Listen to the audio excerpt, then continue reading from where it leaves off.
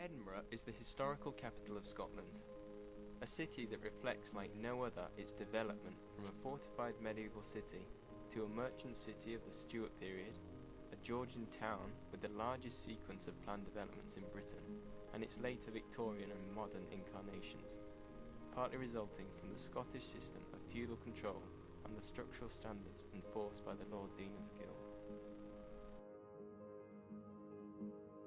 Perched upon glacier-formed mountains, the city sprawls beneath the castle-dominated skyline. With a population of over 400,000 people, Edinburgh is the centre of Scotland's cultural, commercial and political life. Today, Edinburgh is not just renowned for its visually impressive architecture and significant town planning, but also events such as the Fringe Festival, Europe's largest art festival.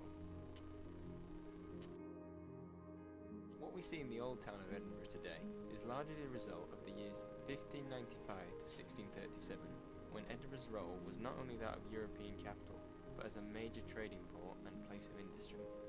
John Knox House is the earliest surviving tenement house in Edinburgh.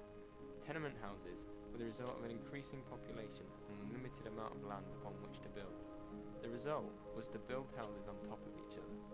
John Knox's house is described by McKean as a 16th century structure around earlier nucleus, combination of high quality ashlar with Renaissance pilasters edicule and mottos offset against coolly plastered timbered projection and galleries, comprising of two houses one above the other, with a ground floor shop. John Knox House is typical of its period. The 17th century saw the risk of fire lead to increased town council control, with roofs having to be tiled or slated after 1621, and the recommendation of regular fenestration and piazzas by 1674. In the same year, new buildings facing the High Street had to be stone-fronted. Further developments included town council grounds in 1674 and the earlier compulsory purchase of derelict property and the then resulting speculative developments that followed.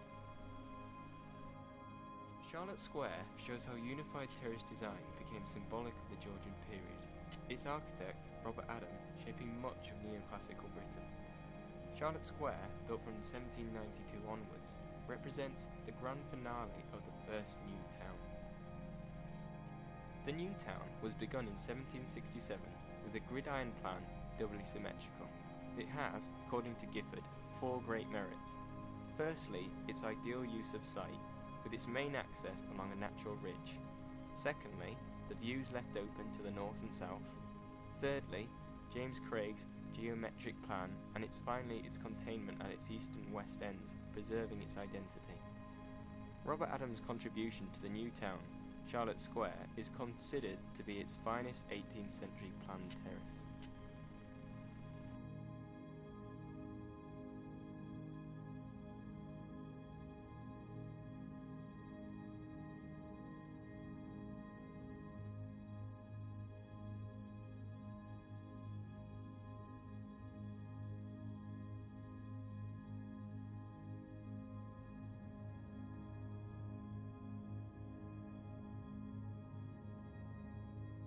In the early post-war years, a shortage of homes followed by a surge in birth rate led to a housing boom. Together with the National Health Service, social housing formed the core of the welfare state for the decades to come. Described by Scotland Buildings for the Future as one of the best examples in Scotland of the modern form of large deck access housing, Cable's Windhouse, built in Leith between 1963 and 1966 by Allison and Hutchinson and Partners, is 10 stories and contains over 200 flats. Built within the existing town plan, Cable's Windhouse was built during a period of great optimism and a belief that better design could improve people's lives. Born out of the necessity to house a rising population like the tenements of the old town previously and improve the lives of its inhabitants, Cable's Windhouse echoes the work of Robert Adam and Edinburgh's new town.